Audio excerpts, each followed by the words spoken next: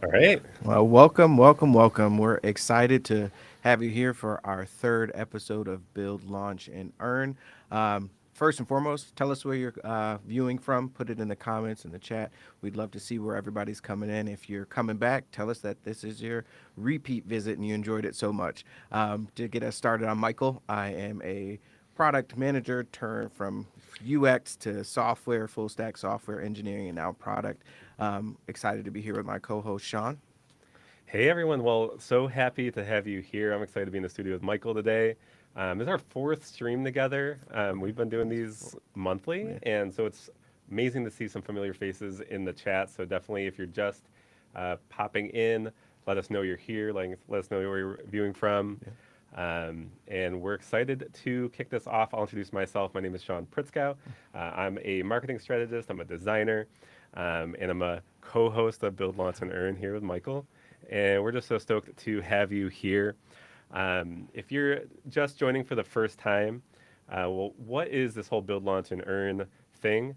Well, we started this. The goal here and the purpose is to equip web designers with tools to build, launch, and earn live and in community. So it can be, especially like if you're working independently as a freelancer or as a designer, it can be lonely staring at a computer screen 40, however many hours a week. And if you're working remotely, right? Like these, we do these live. These aren't just like pre-recorded things. These are live so that we can get to know one another and get to know you. So I am excited to have in the studio today Miggy from Figgi. Miggy is a designer advocate at Figma who bridges education and industry, partnering with educators to bring collaborative design into classrooms while leading cross-functional efforts in brand, product marketing, and creative storytelling. After years of his own industry experience and teaching user experience, user interface, and digital design right here in Rochester at RIT. So we're excited to have you. Yeah, thanks for having me. Yeah. So we're excited to talk about Figma and Figma Make specifically today, and I want to briefly just set up the schedule for today so you know what to expect and how this ties into our series here, Build, Launch, and Earn. So we'll have Miggy presenting today and Build, Launch, Earn. So build, right? Figma Make is built on prompting and inputting essentially a search or a query so that you can prototype designs, app ideas, and all the way, we'll talk all the way through, publishing them to the web for users. It allows you to test and iterate on your ideas, collaborate with others inside of Figma, and then potentially, ship these ideas, monetize your ideas, or even accept payments through your apps. So we'll talk all about this today and stick around to the end because one, you can ask questions and we will answer your questions or attempt to answer your questions. And if you stick around until the end, we have a giveaway. And so every stream, we give away a selection to 3 people who stick around. We'll have a short survey at the end so we know that you are here at the end and you can enter to win your selection of one of these beautiful books from Stripe Press. I think there's actually one right. Where am I looking at? Right there. There's one. You can get one of these books. Or if you go to press.stripe.com, you can see just the beautiful publications that they have, and you can select one of those books for yourself. And then we also have some Figma goodies or merch that we will throw in the mix. So we'll make sure that you're set up to hear. So stay until the end. Just stay around. Stick around. We want you here. So with no further ado, I'm excited to bring up Miggy. Welcome to the studio. Welcome to the stream. Thanks, Sean. Yeah, it's really fun to be here. Yeah. What are we talking about today? Figma Make. For people that don't know what Figma Make So is. people who have never used Figma Make before, yeah, so Figma Make is a tool. It's part of our suite of tools that gives you the ability to prompt to publish. In theory, yeah, you can prompt to product, but we see it as like a prototyping tool, a way to test Mhm. your ideas. The ways that I think about it is a utility to build utilities.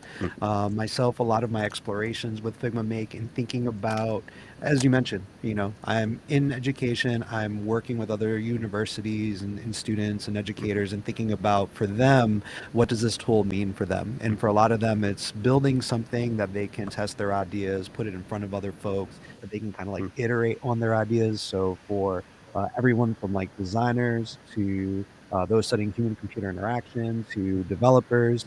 And what it is just like another tool in your arsenal, but it allows you versus traditional prototyping where you're kind of making something a little bit more static.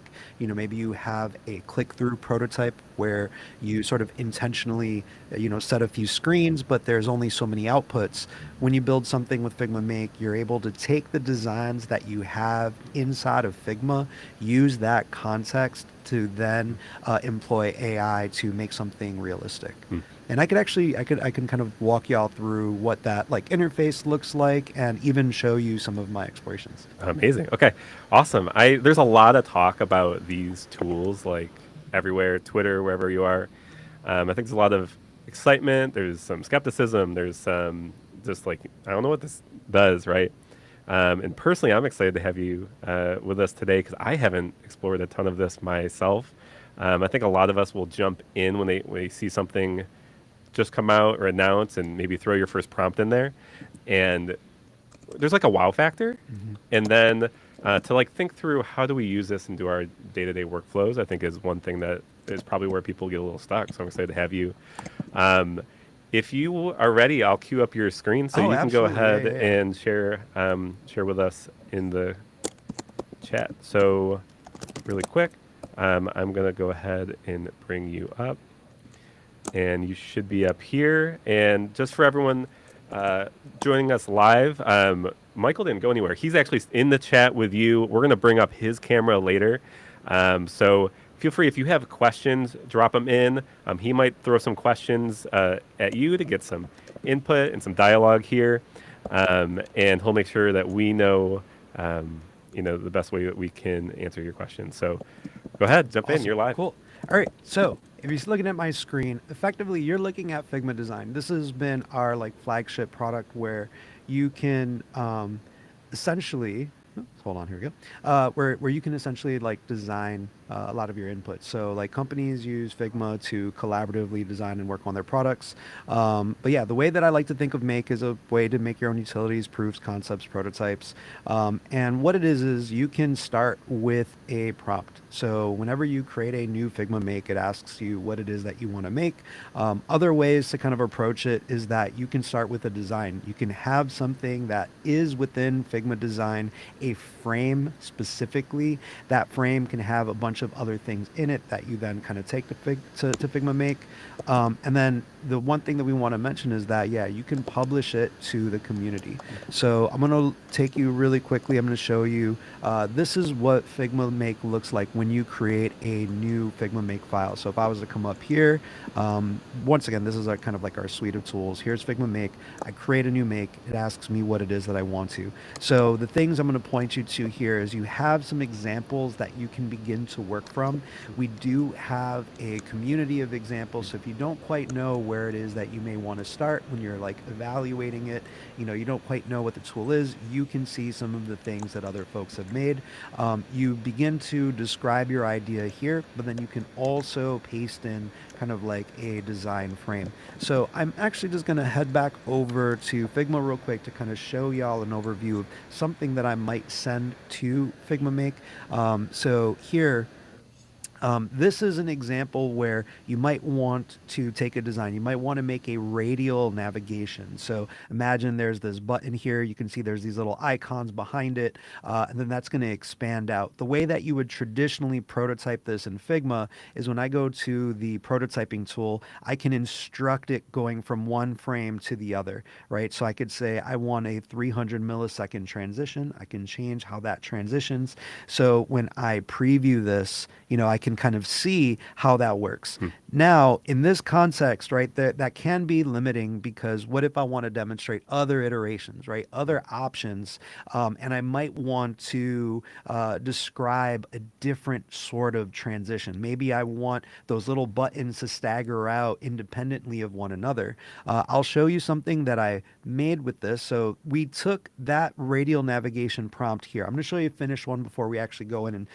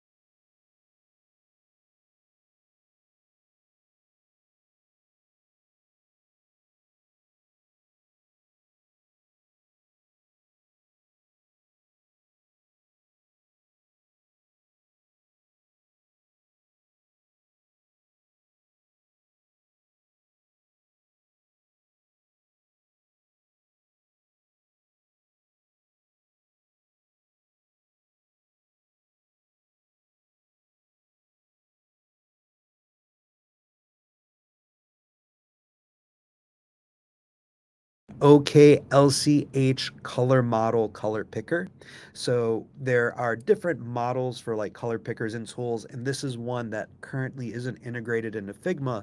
And I wanted a way to visualize this, and then I wanted a way to visualize this with color harmony, and then so I made custom harmony. And you can see that I can start off with a prompt as simple as make a color picker based on hue, chroma, luminance, provide a switcher that lets me choose, right? Then I kind of engage in this conversation as my idea builds, right, I start saying additional things. So let's see. Have the color picker make suggestions on up to 5 color palettes based on the current color. Use color theory principles to provide values based on visual color wheel, where you can provide custom angle values. So subsequent prompts then begin to add on to the discourse or the product that I'm building.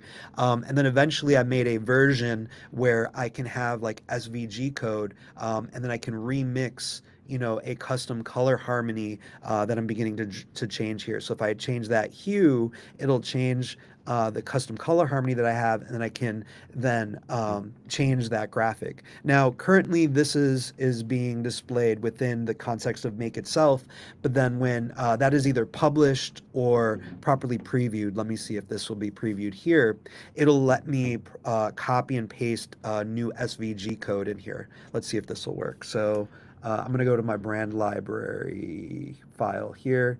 I'm just going to grab like this graphic. So copy as SVG. So it's using the language of like SVG code.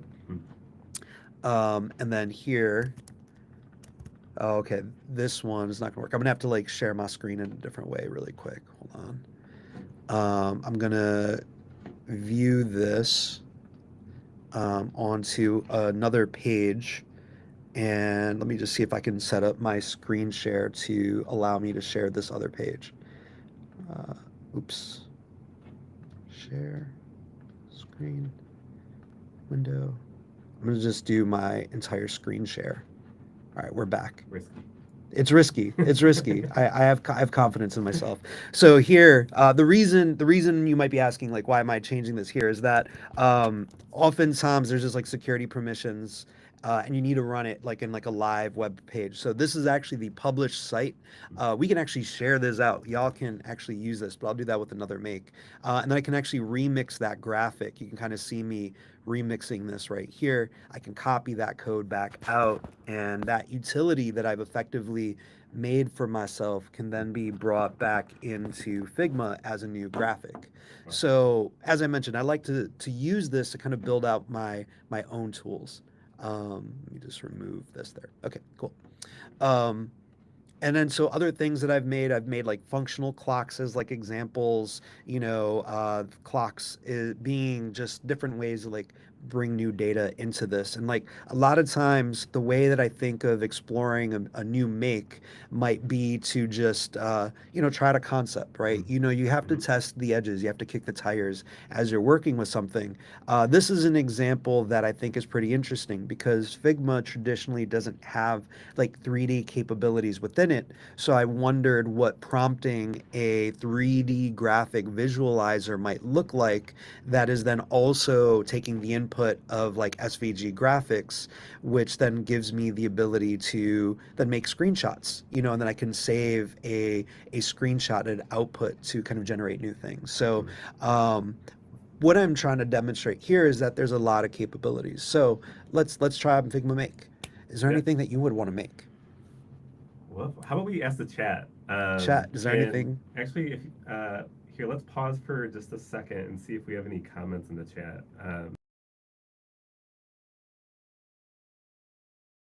No.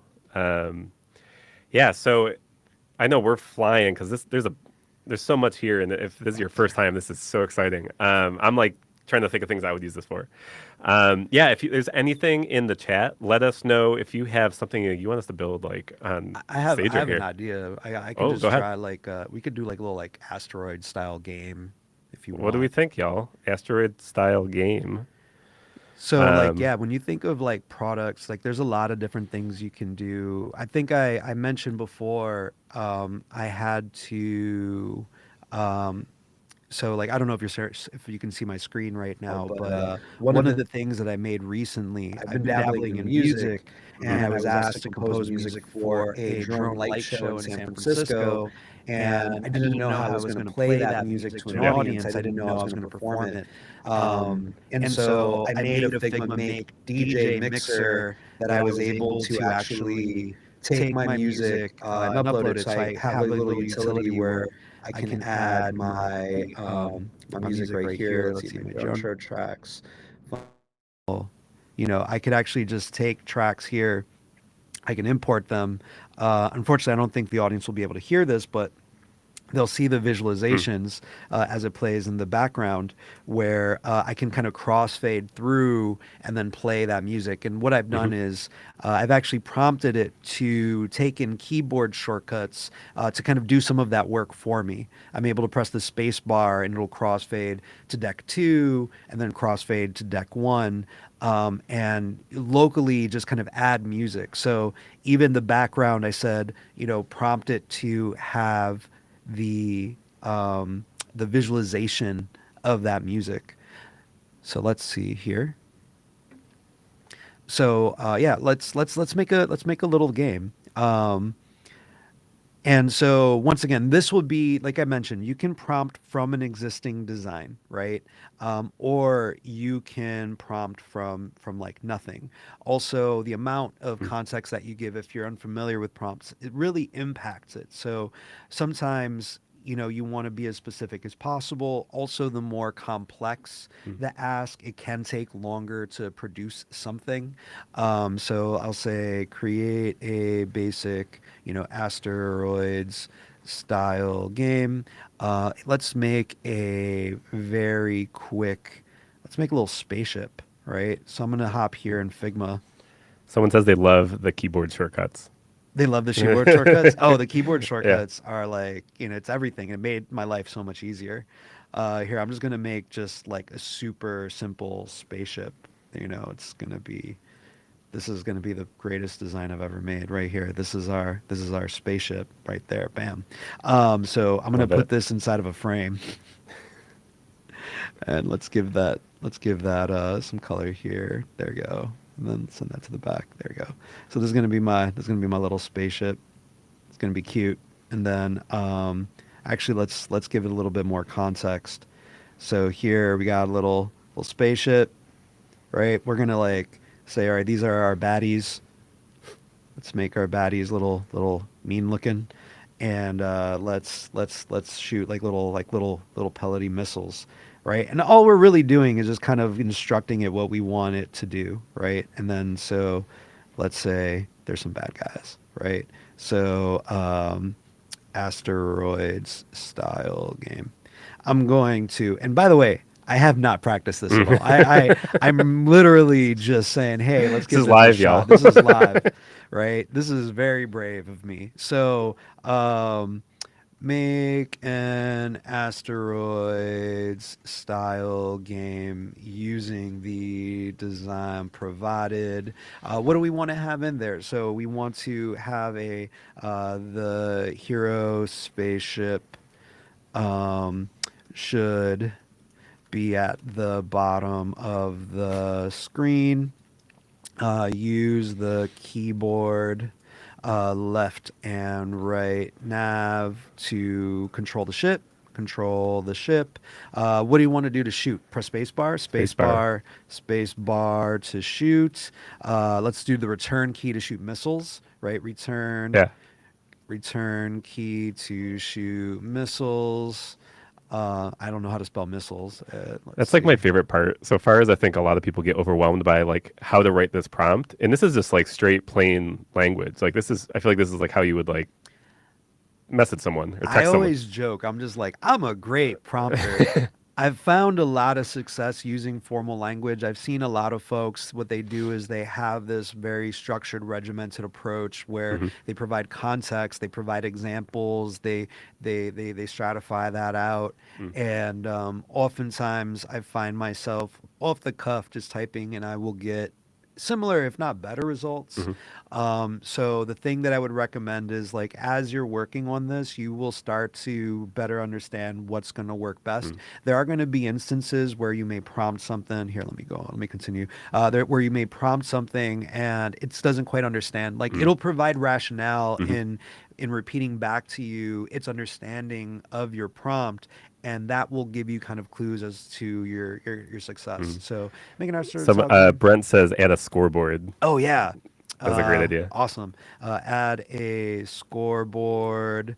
Have, let's say, 5 levels and 5 lives for the spaceship. Let's say enemies. This is a very long prompt.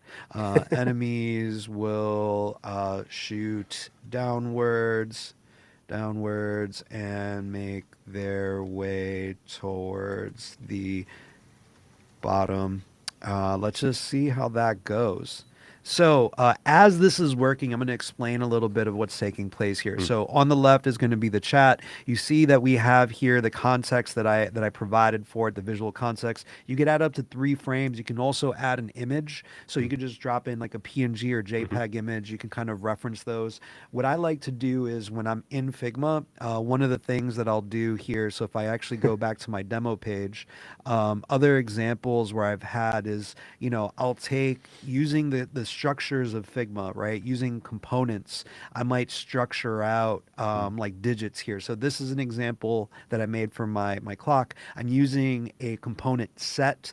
The component set will then have these instances, so you can see I can kind of represent these numbers using that. So using the structure of Figma, naming your layers and copying and pasting a frame such as this. So this frame has the general layout of a clock that is then using components that have those variants with named variants. So being able to do this will then add that context and will also support your design. So that is also something to consider. Oh, and we got our game. Look at that. Hey. Oh, hey.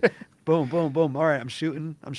So right now, next level. Score. Oh, I completed a level. So I made that fully responsive. Oh, that's wild. Yeah, so what I'm going to do here is I'm actually going to click, so we're viewing the mobile version of it. It's wild that it stretches. So that's something you might want to consider. So the next version, here we go, press enter to play again. Boom, boom, boom, boom, boom, boom, boom, boom, boom, boom, boom, boom. Right? And then like, let's say, I'm going to look over here and to the left, right? Now that it's began to create this, right? Oh, it's suggesting things that you should do. Yeah. Wow, that's cool. So it's like add sound effects for shooting in collisions, include power-ups, add particle effects. Let's add some particle effects. Right. I'm also gonna say, make the ships and enemies smaller on the screen. And I'll say don't scale to fit the viewport, right? So we don't want items to scale to fit the viewport. And then what I can do then is it's then going to make those changes. Now, one thing I want to highlight is as we're looking through here, I can actually go to the code and I can see like there's attributions here, right? So it includes photos from Unsplash or includes components from like shadecn.com. So that's going to be something that's going to be important. You can actually see here, it's like live removing code and live adding code as it's going through. So this is generating like real code that is then usable. Once it's updated, the reasoning from that second prompt, I was actually surprised that prompt showed up. I went right over to the tab. It was like, boom, there it was. And one thing that we just kind of like showed is that right here, this view is the mobile preview. So if you are making something, let's say you want to test its responsiveness, you might want to see how it performs on a viewport for a mobile device. That's going to give you the ability to see that. Right. So this is going to be working on that reasoning a little bit more. Any other comments in the chat? Yeah. So here, let me bring a couple things up. And so actually, let's bring in Michael. So we're going to bring in Michael really quick while this is going. Okay. And hey, guys. Let's see. So we got a couple things going on over here. Aaron had a great question. A Here, couple. let's pause your screen for a second, Okay. and we can bring up Michael because we got a bunch of stuff flowing in the chat right now. This is exciting. All right. Yeah, Hey, Michael, what's going on? well, we got Aaron with some great call outs. One of the things he did outline was he'd love to see a demo of this published so other people can play with it, but also at the same time, considering does it need backend to keep the account history, progress, and things like that. So if you guys want to speak to that really quickly, there's a couple more things that have come through, but So account history and progress, you can, if you were to prompt that, right? Like let's say if you want to prompt to like keep history progress, if it's going to be like user generated stuff, you can use Supabase Mm-hmm. as an integration. Mm-hmm. So by prompting and saying, hey, I'd like to keep these sort of things, I want to keep a high score going. Then what it's going to do, it's going to ask you to hook up your Supabase account. Supabase will provide like a free account and like hold some, but like once you Mm-hmm. kind of go over usage, then it might drift into paid territory. But with Supabase, what it'll allow you to do is like hook in like any APIs. It'll also allow you to like allow user uploads and like save. One thing that we did actually, so a friend of mine, Kyle Macy, works at Stripe, Mm. and I was like, hey, like, would you be able to do a Stripe integration? And he was able to whip up something pretty quickly. I actually have an example of it Nice. where he created like a quick store, like a product, and was able to tie in like his test Stripe account to get that actually working. That's And awesome. that ties in with the Supabase integration. So unfortunately, I'm not set up to properly demo that Mm-hmm. today, but yeah, like we have more on our YouTube with the Supabase integration. If you look in Supabase's, saying that a lot, don't I? Supabase. Super It's bases. fun to say. It's fun to say. If you look in their docs, they'll actually have demonstration on like how to like hook up the API. But basically, it's just like a database, and when you prompt through Figma Make, it'll kind of generate Mm-hmm. like the necessary aspects of Mm-hmm. it, and then kind of like run and maintain that for you. So it is possible to create sort of like user logins, user Mm-hmm. accounts that are then tied to the front end of like a Figma Make. Mm-hmm. I want to jump in So on this integration piece because there was another question related to that. Does Make use Sonnet 4.5 or route to different models based on the prompt? So that I don't know right now. Like I know that like models are consistently being like updated on the back end. Some of the other like Figma AI tools that we have kind of give you the agency to kind Mm-hmm. of change that. Right off the top of my head, I don't know what it's using in the back end, but Mm-hmm. yeah. So that's just something I can't speak to in the moment because like I don't know. Also, just because like I'm also like a bit behind the scenes, like there's things that are like actively in development and whatever, and I just don't want to like misspeak. Yeah, Yeah, we're keeping you well behaved. yeah, yeah. Cool. Anything else in chat, Michael? There was more so of a process question. It was outlined that there's an overwhelming number of tools. Which tool should I use when there's hundreds to pick from? And I think it was also alluded to, is one better than the other for what you're trying to accomplish? So the one thing that I'll say is that because Figma has the design canvas, one thing that Mm-hmm. I actually haven't demonstrated here, actually, would I be able to Yeah, share go ahead. share screen again? Hold on one sec. Let me get this going.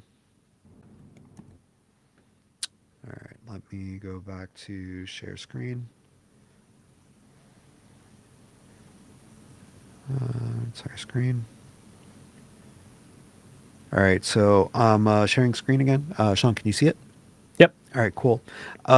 So one thing that's really cool about Figma Make. So this DJ player was something that was prompted. All of the UI that's here is kind of generated using kind of an existing library. One thing that I'll highlight is that you can bring your own design library. So you're mentioning like what would be the advantage of using Figma Make over like another tool, if you're working at an existing company, you have all of your styles, you've already invested in Figma. So you have your styles, you already have visual components. You can provide the context of that published library from your organization to then incorporate to Makes. So right now, I think this is using some like Tailwind, or it's using like some other kind of like already default libraries, but you can kind of bring in your own libraries. So when you go to publish, it'll give you the option to package it up to Wow. Figma Make. Once you do that, I'm just gonna drop something in here. I have to be careful about what I, here we go, world peas, right? So it'll actually rewrite the styles. It's actually going to update this. This is probably not the ideal library for my DJ player. But what I want to show you is that down here, you can then edit guidelines, right? You Oh, can wow. edit the styles associated with it. So the guidelines gives you the ability to like add in default prompts. I'll read in one of the example ones here. So like only use absolute positioning when necessary, or refactor code as you go to keep code clean. So then those guidelines can also be there to govern as you continue to prompt.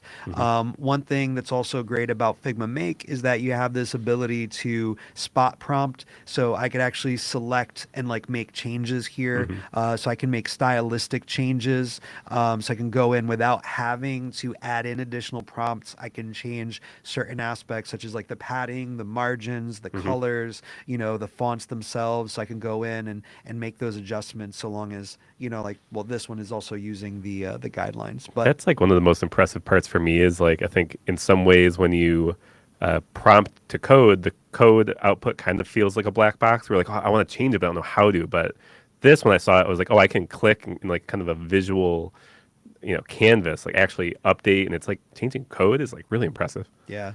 And so, yeah, so you can go right in and you can select and change the code. I think I just got a lot of things running with like my screen share right now. It's acting a little slow. But one thing that I'll show you that's also, this is the thing that was really impressive for me in working here, is that we now released copy design. So when I click on copy design, it's actually going to copy the design layers of this like kind of like functional like HTML like web app, and then I can hop back over to Figma and I can paste it in, and then these are like real design layers, right? I Wow. can make edits, and then I could then use this context back into Figma. So I'm just showing you as outlined Figma Make layers. names its layers. Yeah. Figma Make names its layers. I love how you're eagle-eyeing that right here. So you could actually see all of Yeah. the respective frames and that output, and then it gives you the ability to kind of then make edits and Yeah. adjustments. So like one of I made a reel where I was talking about how I prompted the DJ player. Actually, I'm gonna go back and undo some of my edits there. When I was like prompting the DJ player, um, it initially prompted as dark mode. So I could even go back to like earlier versions, So right? you really just kind of skipped over that, but revision history is deep. Revision history is deep. Yeah, Wow. so I can actually go through, and even when you share it on community, right, like you can kind of go back and see like some folks' history in terms of what they were using to get to that point. So watch what you publish. Yeah, watch what you publish. So I mean, everything kind of like lends itself up to there. So like even here, you can kind of see where like I had fixes in my auto mix or like opacity changes to like my decks. But the one thing that I was actually having difficulty with was when I pulled out my laptop in daytime, the initial prompts were all in dark mode, and I prompted it to light mode, but it didn't do that good of a job. So instead, what I did was I copied design layers, I brought it into Figma, and then I used like selection styles, color selection colors to then just like update the Yeah, design everything. real quick, and then that way I was able to get like an output that was better for light mode for me. So there is tons of flexibility in terms of how you choose to kind of like engage with this work here. And the thing is that so Figma Make will use the context of Figma design.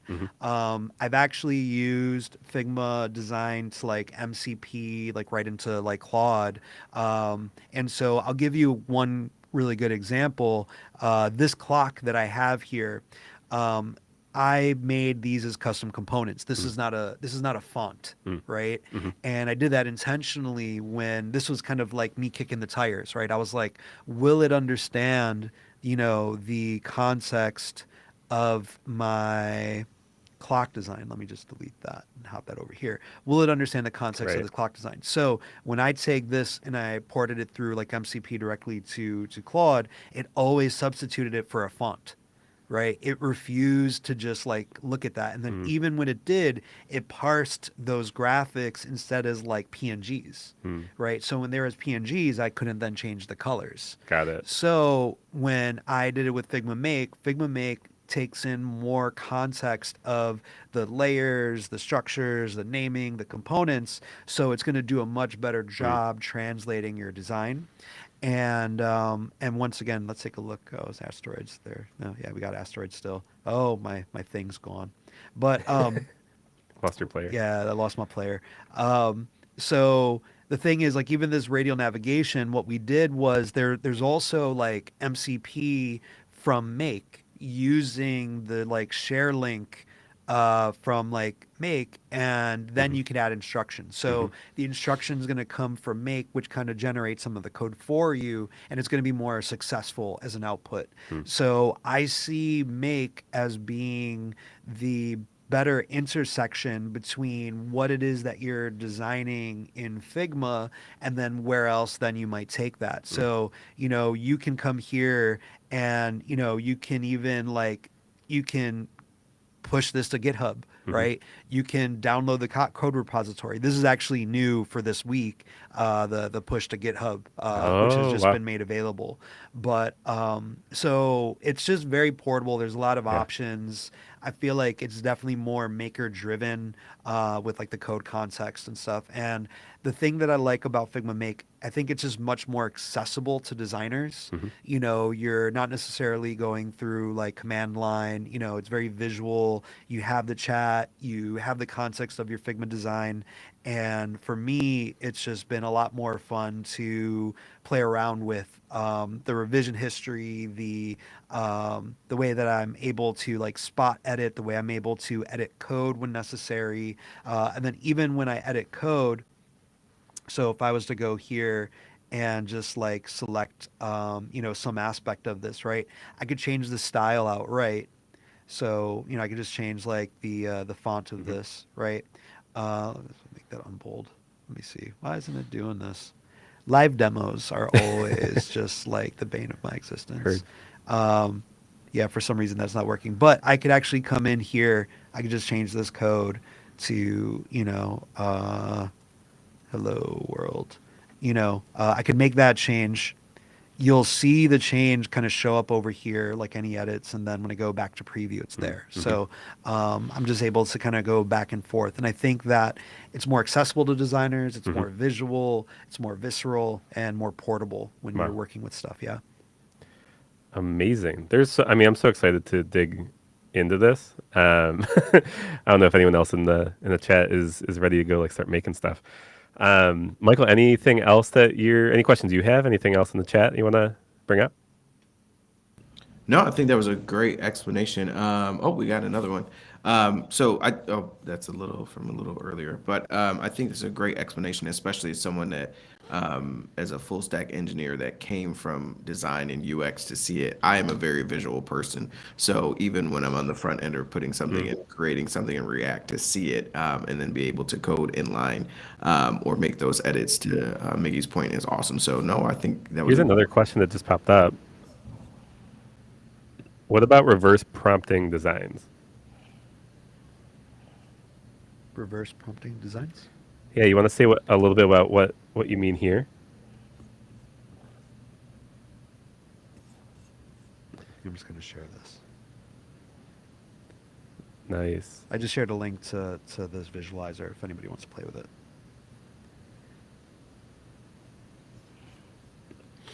I think what the question might be getting is like if you have something already built out. Correct me if I'm wrong. Already built out in Figma, and you want to like get started with something that you may have already spent a lot of time building in Figma. So, Yeah, I mean, you could just take that frame, paste it right in. Hmm. You could paste in like one thing is like I know folks were thinking about like even just their prototypes, they can take several frames and kind of bring those in like piecemeal as they're kind of talking about kind of constructing them. Hmm. As mentioned, one thing that I think is like super interesting is just kind of like you could prompt out like a whole site section by section as Hmm. you're building it out.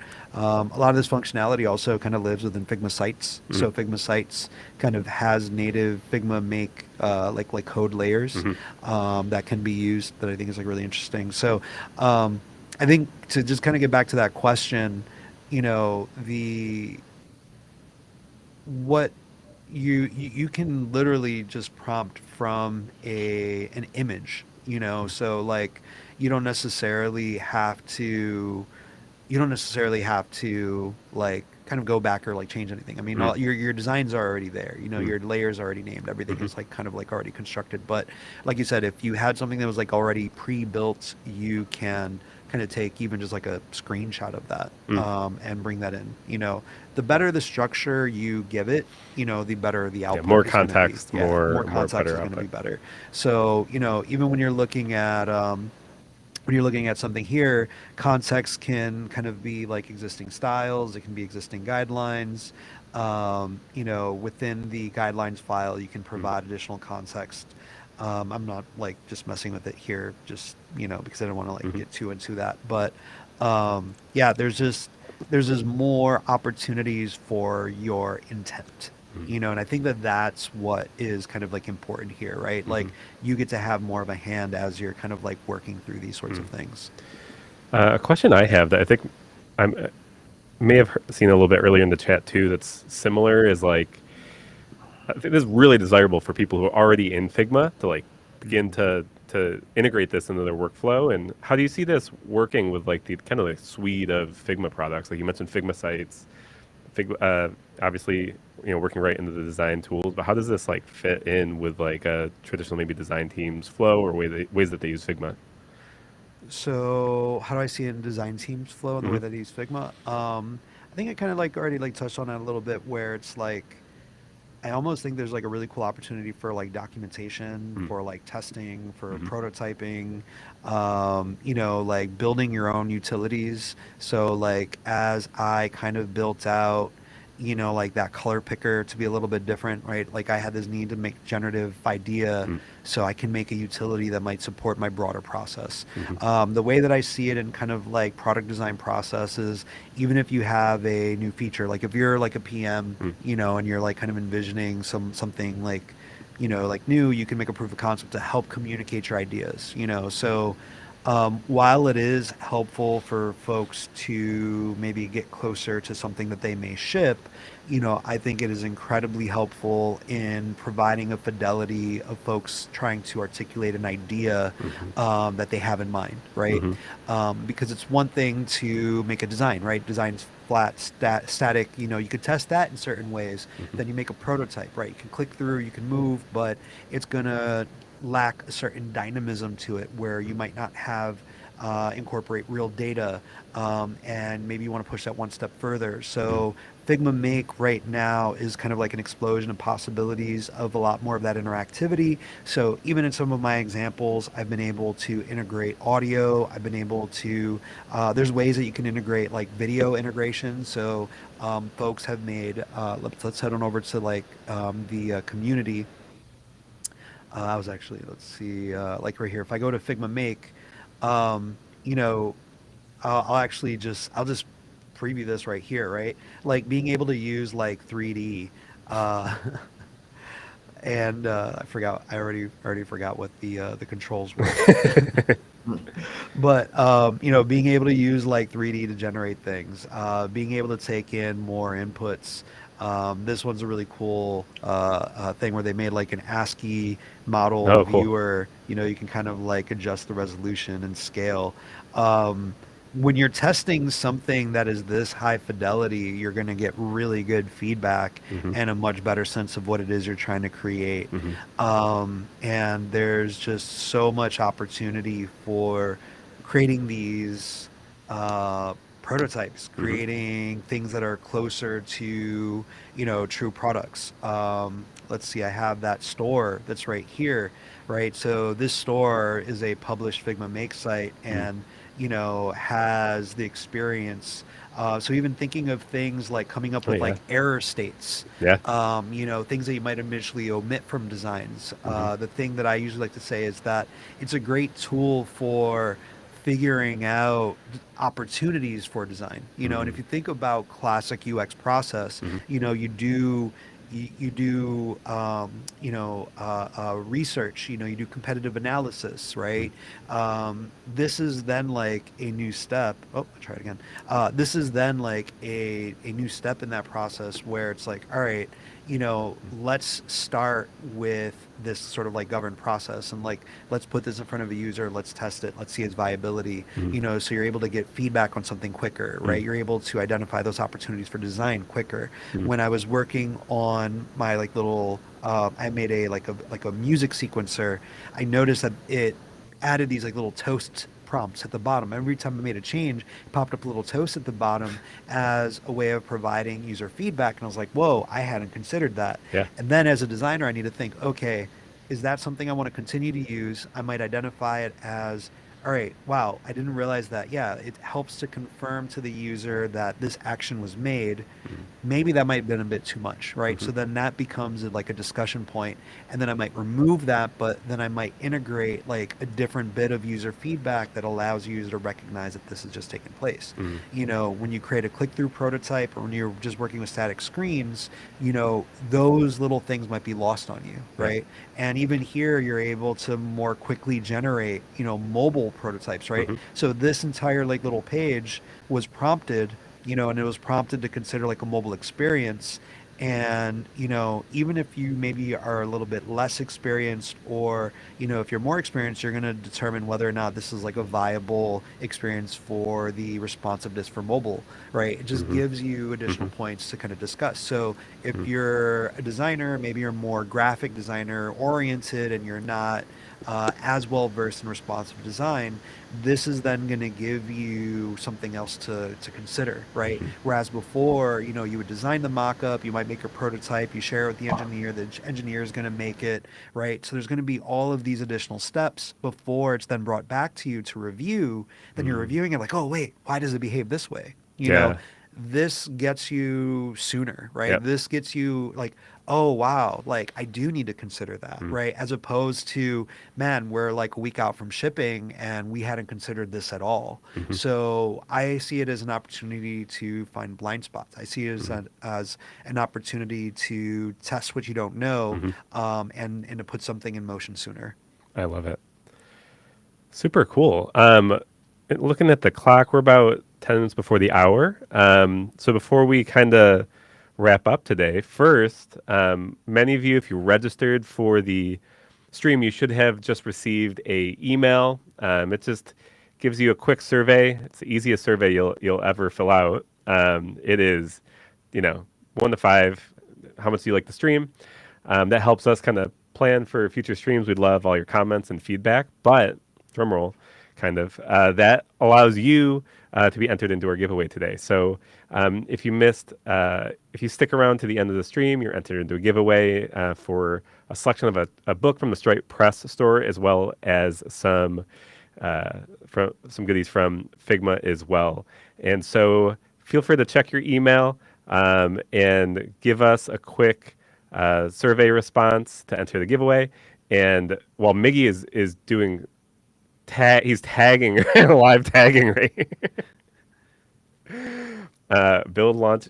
Let's go. I love this. Yeah, so go ahead and fill out that survey. And then any final questions before, while we have Miggy on stream, it can be about Figma Make. It can be about what it's like to be Miggy. It can be about, making music. It can be whatever you want to ask Miggy in the last few minutes of the stream, or if you have questions for us. Of course, any feedback on or what you'd like to see coming up on the stream. We'd love to do more on Figma Make. Other topics you got, feel free to drop them in the chat. It would be amazing to hear. This is fire. Yeah, so this is a Figma Make that Yes. somebody shared. So this is just like a preview in a window of the community file, right? That I'm able to like kind of engage and work here. I feel like it's definitely like a new level of creativity and expression. And look, it's even doing the drips. Looks so legit. Let's go. I love it. Well, if there's no other questions in chat, anything, Michael, you got anything? Nope, I'm good to go. I think I'm all set. Awesome. Well, I don't want to take the screen because you got Oh, artwork going all on. right, here you No, can take the screen I'll from me. take it. So just to announce our um, next stream, so Friday, November 21st. Michael, if you want to drop that link in the chat, go ahead and register. Save it, save the date. We'll be here in the same spot, streaming for Build, Launch, and Earn Friday, November 21st. Let us know how this date and this time slots. I know we've done some evening, we've done some afternoon during the workday, so we just want to see what works out for everybody. But other than that, Miggy, thanks for joining us. It's so great to have you. Thanks for having me. This is awesome. We'll say bye for now. We'll see you online. Feel free to make sure to fill out that survey, RSVP for our next stream, and we will see you next month.